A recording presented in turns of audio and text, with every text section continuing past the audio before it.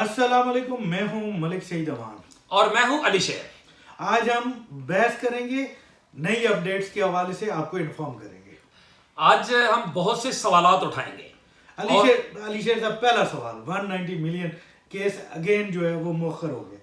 ملک صاحب، آپ وہ نجومی ہیں جنہوں نے پچھلی بار یہ کہا تھا کہ وہ مؤخر ہو رہا ہے اور وہ نہیں سنایا جائے گا۔ کچھ اور لوگوں نے بھی کہا تھا، لیکن آپ لوگوں کی پریڈکشن ٹھیک ثابت ہوئی، اور مجھے لگتا ہے کہ جہاں سے اصل خبر آتی ہوتی ہے، وہاں سے آپ کو خبر ملی تھی اور وہاں سے ان کو دوستوں کو ملی تھی اور آپ کی خبر ٹھیک ثابت ہوئی۔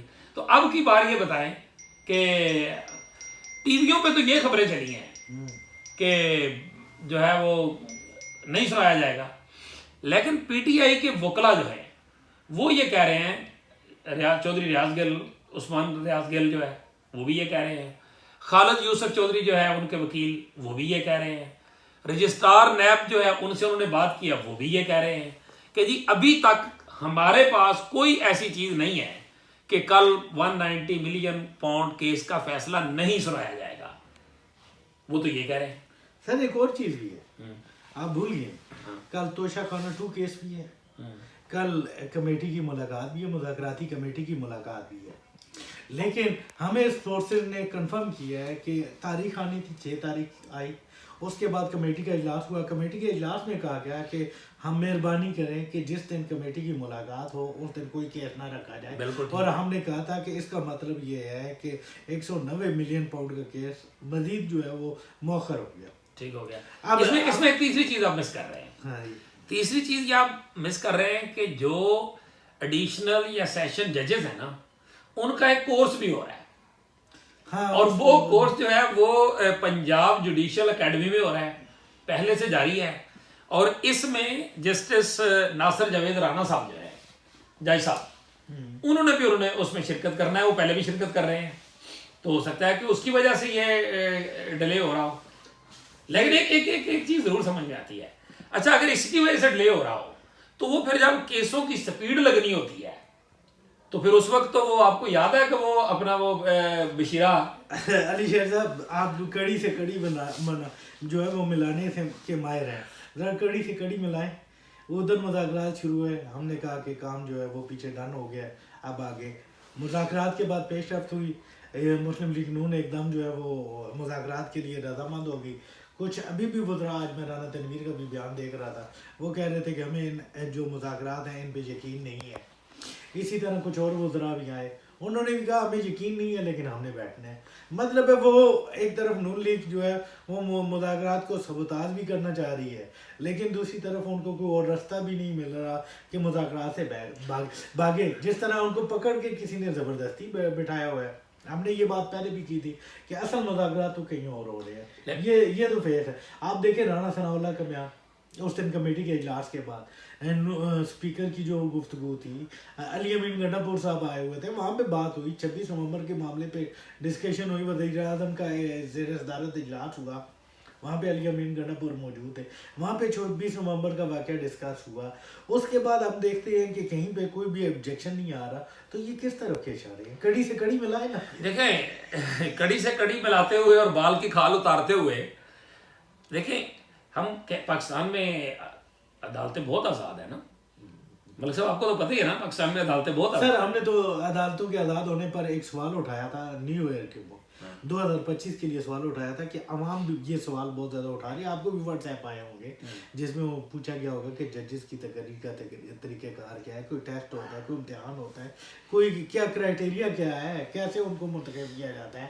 تو اب جتنا ججز کی یہ تقرری کا طریقہ کار شفاف ہے، اتنا ہی عدالتیں بھی ہماری آزاد تو یہی بات ہے نا، میں بھی یہی کہہ رہا ہوں کہ عدالتیں جتنی آزاد ہیں، وہ آپ کو یاد ہے کہ وہ جج بشیر صاحب جو تھے وہ شاید دنیا کے واحد جج ہوں جنہوں نے 3 وزرائے اعظموں کو سزائیں سنائی تھی، بالکل اسی طرح، اور پھر ان کی جو آخری جو فیصلہ تھا ان کا عمران خان کے خلاف، جس طرح سے جس حالت میں جس بیماری میں وہ وہاں لے جائے گئے تھے، وہ وہاں پہ گئے تھے، وہ بھی وہاں کے رپورٹرز نے رپورٹ کیا ہوا ہے، بالکل اسی طرح۔ پھر اس کے بعد یہ جو جتنے جو خان صاحب کو اوپر آ کے سائفر اڑا تھا، یہ ابو الاسناد ذوالقرنین نے یہ سزا سنائی تھی نا، تو وہ جو سائفر اوپر آ کے اڑا تھا ہائی کورٹ میں، تو اس میں یہ ہوا تھا کہ ہائی کورٹ نے یہ کہا تھا کہ بتاؤ تو صحیح آخر اتنا عذاب کیا تھا, اتنی جلدی کیا تھی کہ آپ راتوں کو 2:30 3 2 بجے تک جو ہے وہ سماعتیں کر رہے تھے, 15 16 12 گھنٹے آپ سماعتیں کر رہے تھے, تو اسی بنیاد کے اوپر وہ کیس اٹھا تھا. تو اب یہ سارا کچھ جو ہے وہ اس کے سپیڈ کی بجائے وہ ریورس میں جا رہا ہے. کیسے؟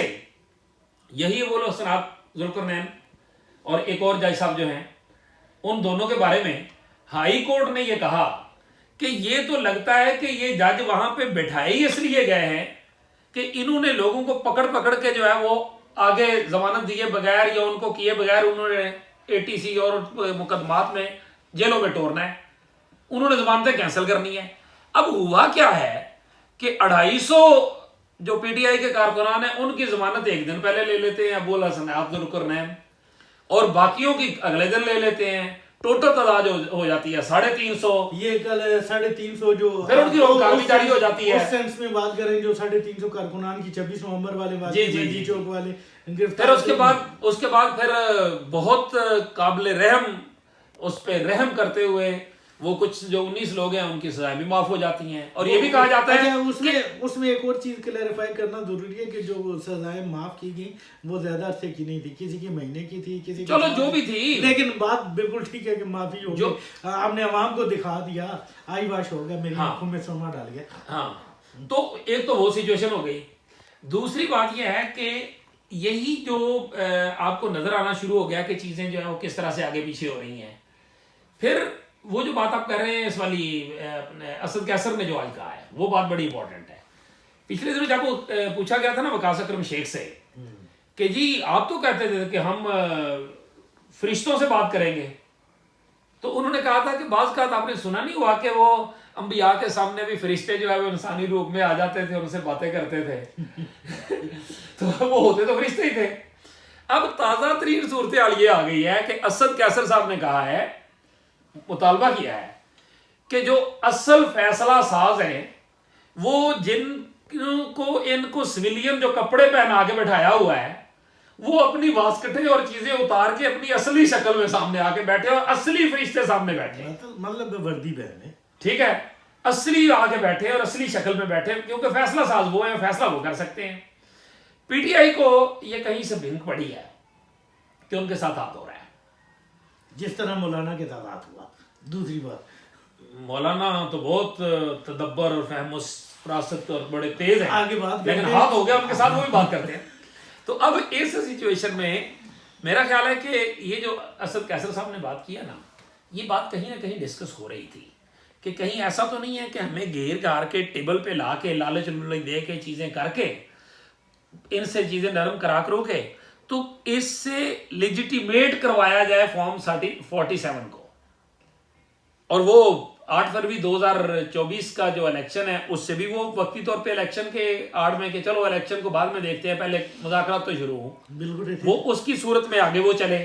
بالکل. اور اب وہ کہہ رہے ہیں کہ ہمیں خدشہ یہ ہے کہ شاید حکومت ہم سے ویلیڈیٹی چاہتی ہے کہ ہمیں مان لے کہ ہمیں مطالبات دیے ہیں تحریری طور پہ, لیکن اگر اصولی طور پہ بات کی جائے تو میرا نہیں خیال کہ جو مطالبات PTI دینے سے گریزا ہے تو وہ خان صاحب کے ٹویٹر پہ بھی تو لکھے ہوئے ہیں کہ نہیں.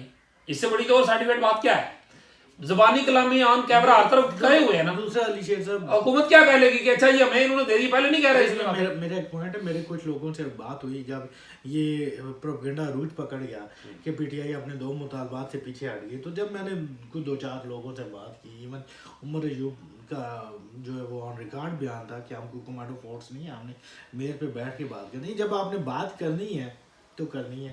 اب مسئلہ یہ ہے کہ آپ جو مرضی ہے کہہ لیں, اقتدار میں کون ہے؟ ٹھیک ہے حکومت ہے, اب پاور انہی کے پاس ہے, آپ نے اپنے لیے سپیس لینی ہے تو آپ کو پاور والوں کے پاس. وہ تو مولانا نے بھی ایوان میں کہا تھا نا کہ میں بھی مانتا ہوں کہ یہ فارم 47 والے ہیں, لیکن بیٹھے ہیں, بات تو میری نہیں سے کرنی ہے جب تک بھی کرنی ہے, جب تک یہ ہے. بالکل اسی طرح تو اسی طرح اسی پہ PTI بھی تو اسی پہ آئی ہے نا جو بات مولانا نے کی تھی. بالکل اسی طرح. اور PTI کا میں تو سمجھتا ہوں کہ یہ بھی اچھا تاثر ہے, وہ کوشش کر رہے ہیں کہ اپنے لیے اسپیس لیں, ٹھیک ہے, کیونکہ جتنا PTI کو اسپیس ملے گا اتنا یہ باقی پارٹی ایکسپوز ہوں گی. ہاں ظاہر ہے. اچھا ایک پیپلز پارٹی کا بتائیں, جی یہ کیا کہہ رہی ہے پیپلز پارٹی؟ وہ گورنر صاحب جو انہوں نے وہ पीपल्स पार्टी वो कह रहे हैं कि वजीर बिलावल को वजीर आजम बनाओ वरना जाओ। नहीं, तो आज तो शादिया मरीन ने भी कहा ना, उसका भी एक बयान चल रहा था जो एमकेएम की बात भी नजरअंदाज नहीं करनी। जो मैंने देखा एमकेएम का, मैं आपसे पूछूंगा, शादिया मरीन ने जो बयान दिया उसने कहा जी कि हुकूमत तो खड़ी पीपल्स पार्टी की सपोर्ट पे है, वो हकीकत है। लेकिन अब ये तो नहीं है कि आपकी सपोर्ट पे आपको वजीर आज़म दे दें। अब एक घर का सदर और वजीर आज़म दो कैसे बंदे रह सकते हैं? आज तक तो मेरे ख्याल है ये हिस्ट्री क्रिएट होगी जो कोशिश की जा रही है, क्योंकि वालिद साहब तो कुर्बानी देने के लिए तैयार नहीं है। वो तो उन्होंने पहले कह दिया था कि बिलावल भुट्टो जरदारी 2027 में आएंगे जब इनका और एक ही सूबे से सदर और वजीर आजम हो, जब इनका टेन्योर खत्म होगा। एक ही सूबे से सदर और वजीर आजम हो, ये भी कभी नहीं हुआ। बिल्कुल ये भी नहीं हुआ। और दूसरी बात ये है कि बिलावल भुट्टो जरदारी के पास क्या इतना एक्सपीरियंस है? अभी तक 26वीं आईनी तरमीम का हम उनको देते हैं कि उन्होंने पास करवाई है, उनको क्रेडिट देते हैं, लेकिन हकीकतन तो वो नून लीग की थी। नहीं, आपके ख्याल में वो 26वीं आईनी तरमीम में पीपल्स पार्टी और नून लीग ने पास करवाई है? नहीं, फरिश्तों ने। तो बस फिर ऐसे माने ना। एमकेएम वाली बात जो बता रहे थे आप। अच्छा, एमकेएम वाली बात में ये बता रहा था कि एमकेएम जो है वो भी आगे पीछे हो रही है।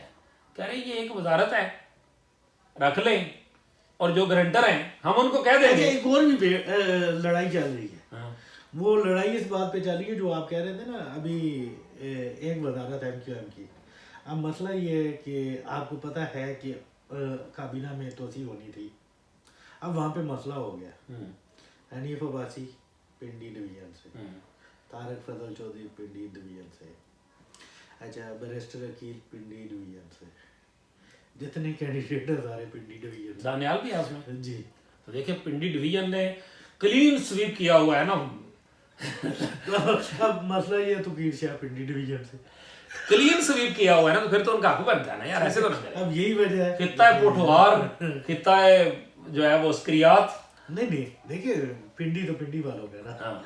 फिर ये इनको क्यों ना मिले फिर? क्लीन स्वीप तो होना था। अब वजारतें जो है वो इतने ज्यादा कैंडिडेट्स हैं, सारे एक ही डिवीजन से हैं, तो वहां से फिर कैसे होता है? अच्छा चलो किस पे करते हैं मौलाना के के साथ साथ हादसा हाथ हुआ। मौलाना के साथ हाथ ये हुआ कि हम उस दिन से इस बात में लगे थे कि ये जो मदारस रजिस्ट्रेशन वाला मामला है ना, वक्फ अमलाक एक्ट वाला, बिल्कुल फिर कि ऑडिटर ये क्या सूबों में भी नाफुजल अमल होगा या सिर्फ मरकज में होगा? तो अब पंडोरा बॉक्स ये निकला है कि वो सिर्फ इस्लामाबाद की हद तक होगा। मौलाना साहब वो डुगडुगी उठाए और बस बजाते हुए अब मौलाना साहब जो है वो राब्ता कर रहे हैं। नस्वार की अब मौलाना साहब जो है वो शहबाज शरीफ साहब से राब्ता कर रहे हैं और उनको कह रहे हैं, और नवाज शरीफ और उनसे, कि जो आपका हमारा मुआहदा हुआ था वो अब आप सूबों में भी कानून साजी कराएंगे। अब सूबों में जब जाएंगे तो जब तक होगी कानून साजी तो फिर देखेंगे। वैसे मौलाना साहब का तो सेहत भी नासाज थी, मुझे इतला मिली थी, उनके पाँव में थोड़ा सा हल्का सा फ्रैक्चर आया था और डॉक्टरों ने जो है आराम का मशवरा दिया था। ये वजह से मौलाना साहब ज़्यादा मुलाकातें नहीं कर रहे थे, लेकिन ठीक हो गए हैं, वो पेशावर चले गए हैं और एक्टिविटी शुरू कर दी। लेकिन मेरे ख्याल मौलाना साहब की सियासी तारीख में पहली बार ऐसा हुआ है कि उनको हर कुछ अर्से बाद बिट्रे भी किया जाता है, हर कुछ अर्से बाद।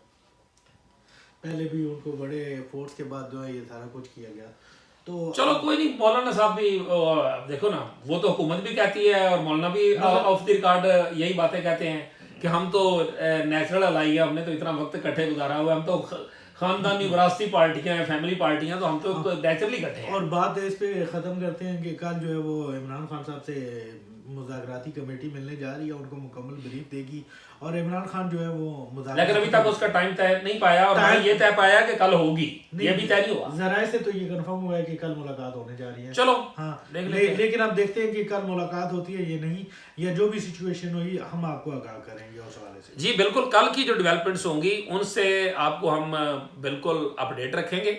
और ख़ास तौर पे कल का दिन जो है वो वाकई बड़ा दिन है कि 190 मिलियन पाउंड केस का अगर फैसला आता है या नहीं आता है। नहीं आता है तो शायद इतनी बड़ी खबर नहीं है, लेकिन अगर आता है तो बड़ी खबर है। लेकिन इस सब के बावजूद ये एक हकीकत है कि ये जो कुछ मुझे आपको नज़र आ रहा होता है ना, ऐसी होता नहीं है, उसके पीछे कुछ और होता है। वो जो पीछे होता है उसको हम डरते डरते खोजने की और इशारों कनायों में आपको बताने की कोशिश करते रहेंगे। इसी के साथ मुझे और मलिक सईद को दीजिए इजाज़त। अल्लाह हाफिज़। और अगर आपको हमारा ये वीलॉग